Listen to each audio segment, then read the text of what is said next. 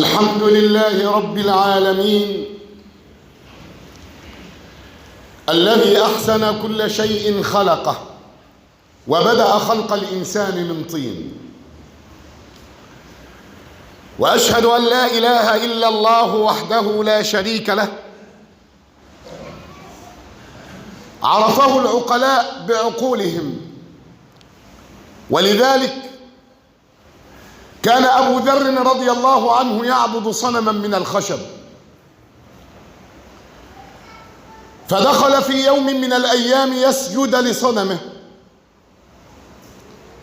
وإذ بالصنم يتقاطر ماء، فتحير في أمر الماء، فرأى ثعلبان صغير يطوف حول الصنم، فعلم بأن الثعلبان قد بالا على رأس الصنم، فنظر إلى صنمه وأنشد يقول: رب يبول الثعلبان برأسه، لقد ذل من بالت عليه الثعالب، فلو كان ربا كان ينجي نفسه، فلا خير في رب نأته المطالب، برئت من الأصنام في الأرض كلها وآمنت بالله الذي هو غالب. وأشهد أن سيدنا وحبيبنا وعظيمنا ومصطفانا محمد بن عبد الله القائل صلوات ربي وسلامه عليه، والذي نفس محمد بيده، لا تدخلوا الجنة حتى تؤمنوا، ولا تؤمنوا حتى تحابوا، ألا أدلكم على شيء إذا فعلتموه تحاببتم؟ أفشوا السلام بينكم. اللهم صل وسلم وبارك عليك سيدي يا رسول الله، يا صاحب الخلق العظيم. أما بعد، إخوة الإسلام والإيمان، حديثنا اليوم عن حال النبي صلى الله عليه وسلم مع أصحابه. حال سيدنا النبي، كيف كان يتعامل صلى الله عليه وسلم مع أصحابه. شوف ربنا يقول إيه: فبما رحمة من الله لنت لهم ولو كنت فظا غليظ القلب لانفضوا من حولك فاعف عنهم واستغفر لهم وشاورهم في الأمر فإذا عزمت فتوكل على الله إن الله يحب المتوكلين. رحمة ولين وتجاوز. ولذلك يقول أنس بن مالك رضي الله عنه: كنت خلف النبي صلى الله عليه وسلم وعليه برد نجراني غليظ الحاشية، وإذ بأعرابي يخرج على رسول الله صلى الله عليه وسلم، ويمسك النبي صلى الله عليه وسلم من مجمع ثيابه حتى أثر البرد في عنق النبي صلى الله عليه وسلم، والأعرابي يقول له: يا محمد، مر لي من مال الله الذي عندك، فليس المال مالك ولا مال أبيك. وإذ بصاحب الخلق العظيم يلتفت إلى الأعرابي ويبتسم صلى الله عليه وسلم ويأمر له بعطاء. أخلاق اهدي، أخلاق اهدي بتاع سيدنا النبي فعلا، وإنك لعلى خلق عظيم. سيدنا النبي صلى الله عليه وسلم: من للضعيف ومن للفقير بعد الله إلا أنت يا رسول الله. ينظر إلى أعرابي، والأعرابي يبول في المسجد، وأصحاب النبي صلى الله عليه وسلم ينهرون الرجل، وإذ بصاحب الخلق العظيم ماذا يقول لأصحابه؟ يقول لهم: لا تقطعوا على الرجل بولته في الجامع في المسجد. وأصحاب النبي غضبانين على أن الأعرابي تبول في المسجد فأرادوا أن ينهرونه، وإذ بصاحب الخلق العظيم يقول: لا تقطعوا على الرجل بولته وهريقوا على بوله بذنوب من ماء، فإنما بعثتم ميسرين ولم تبعثوا معسرين.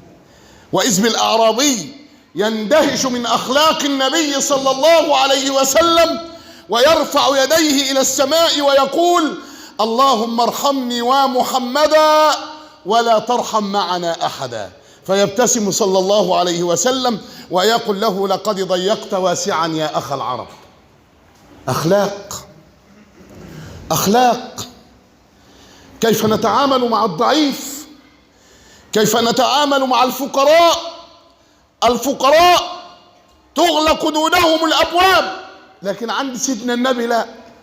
شوف سيدنا النبي يتعامل ازاي مع جليبيب فقير، لا شكل ولا مال ولا جاه ولا منصب ولا مكان يقويه ولا كوب ميه يشرب فيه. شوف قد ايه مفيش حاجه خالص، حتى ما عندوش كوبايه ميه يشرب بيها. وسيدنا النبي يمازح معه ويقول له: الا تتزوج يا جليبيب؟ شوف الناس، شوف صاحب الخلق العظيم تعامل مع مين؟ واحد لا اهل ولا مال ولا جاه ولا سلطان ولا بيت ولا كوب ميه عنده، ويقول له: الا تتزوج يا جليبيب؟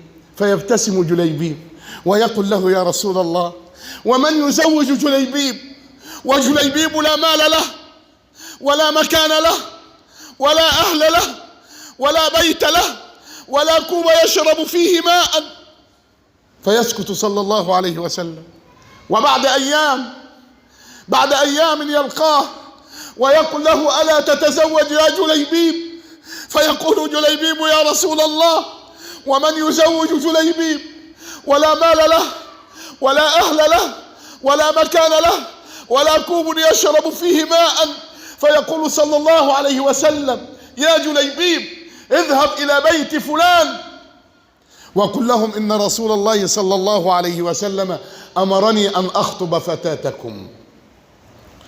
ما عملوش دراسة جدوى، اسألوا عليه هو ابن مين؟ مش ابن آدم برضه؟ مش كلكم لآدم وآدم من تراب؟ بس الغنى والفقر ده بتاع ربنا، يغنيك ويفجرك في آن واحد. أول ما راح المرة طلت على جليبيب، لا لقت شكل جميل ولا لقت مال ولا أهل ولا مكان يقويه يتزوج فيه ولا كوب مية، وكيف نزوجك؟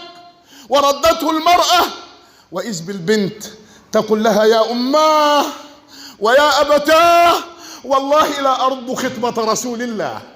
ما ردهاش، ده اللي خطبني سيدنا النبي، والله لا أرد خطبة رسول الله. وجهز نفسه جليبيب للزواج، وإذ بمنادي الجهاد ينادي، فخرج جليبيب إلى الجهاد مع أصحاب النبي صلى الله عليه وسلم، ولكنه ليس معروف بينهم، لأنه لا مال له ولا أهل له ولا مكان له ولا شكل له. ويخرج جليبيب فيقتل 7 من المشركين ثم يقتل جليبيب. ويتفقد النبي صلى الله عليه وسلم بعد ذلك، ينظر في أصحابه ويبكي صلى الله عليه وسلم، ويقولون له: ما لك يا رسول الله؟ ما هم مش عارفين جليبيب. يقول لهم: أسأل عن حبيبي. ومن حبيبك يا رسول الله؟ قال: حبيبي جليبيب.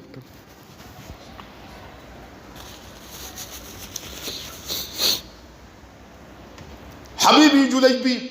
ويتفقد النبي صلى الله عليه وسلم القتلى، وإذ بجليبيب ملطخ في دمائه، فاحتضنه صلى الله عليه وسلم حتى ملأت دموع النبي لحم جليبيب، اختلطت دموع النبي بدماء جليبيب، ويحضنه صلى الله عليه وسلم ويقول له: يا جليبيب، أنت حبيبي يا جليبيب، أنت مني وأنا منك يا جليبيب. معاملات. كيف يتعامل الفقير في هذه الأيام؟ النبي صلى الله عليه وسلم: كيف تتعاملون أنتم مع الفقراء؟ نبينا صلى الله عليه وسلم هكذا كان يتعامل، هكذا نبينا صلى الله عليه وسلم كان يتعامل. احنا بنتعامل ازاي؟ بتتعامل ازاي مع صديقك؟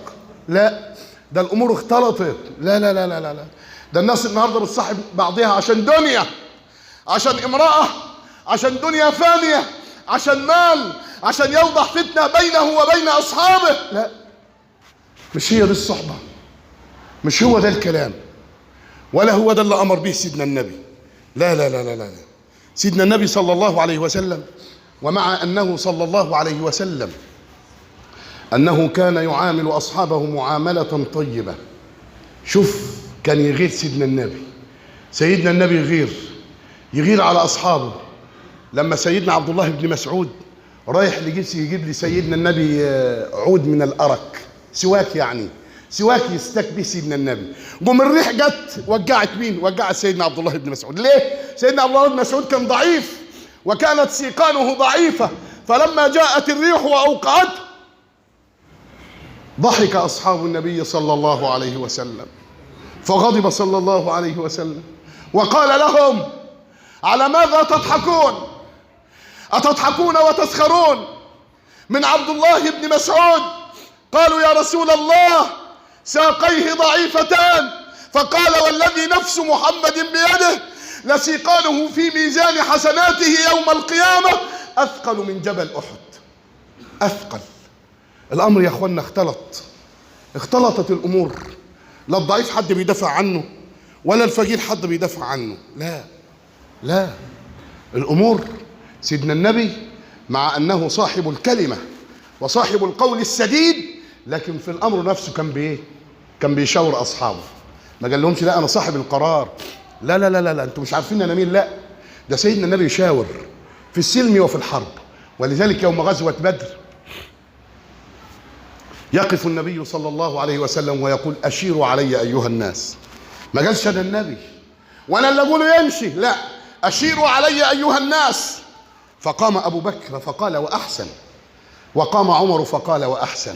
وقام المقداد بن عمرو وقال: امضي يا رسول الله لما أراك الله، فوالله لا نقول لك كما قالت بنو إسرائيل لموسى: اذهب أنت وربك فقاتلا إنها هنا قاعدون، بل نقول لك: اذهب أنت وربك فقاتلا إنا معكما مقاتلون. فوالله لو استعرضت بنا هذا البحر فخضته لخضناه معك، ما تخلف منا رجل واحد. والنبي يكرر: أشيروا علي أيها الناس.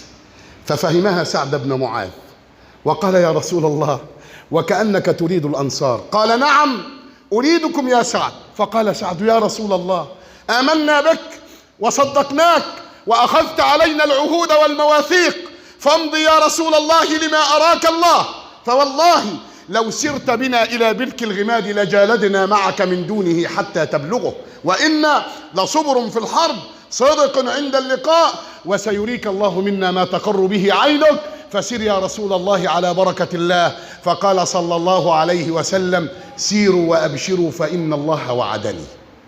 سيدنا النبي يتشاور ويتودد ويتلطف بأصحابه. ولذلك يلاقي سيدنا جابر بن عبد الله يوم أحد وبعد الغزوة يقف جابر وهو صغير يبكي، فقال له: ما يبكيك يا جابر؟ بتبكي ليه يا جابر؟ قال: يا رسول الله قتل أبي في غزوة أحد وتركني على 9 نسوة، معه 9 بنات وأنا صغير. فقال صلى الله عليه وسلم: ألا أبشرك يا جابر؟ ألا أبشرك يا جابر؟ فوالذي نفسي بيده يا جابر ما كلم الله أحدا كفاحا، ما كلم الله أحدا وجها لوجه إلا عبد الله بن حرام. فقال له: يا عبدي سلني أعطك. فقال: يا رب أسألك أن أحيا فأقتل فيك مرة ثانية. فقال: أنه سبق القول مني أنهم إليها لا يرجعون. فقال: يا رب فبلغ من ورائي. فنزل قول الله تعالى: ولا تحسبن الذين قتلوا في سبيل الله أمواتا بل أحياء عند ربهم يرزقون فرحين بما آتاهم الله من فضله. ويقول صلى الله عليه وسلم: البر لا يبلى والذنب لا ينسى والديان حي لا يموت. ابن آدم اعمل ما شئت كما تدين تدان، أو كما قال: التائب حبيب الرحمن والتائب من الذنب كما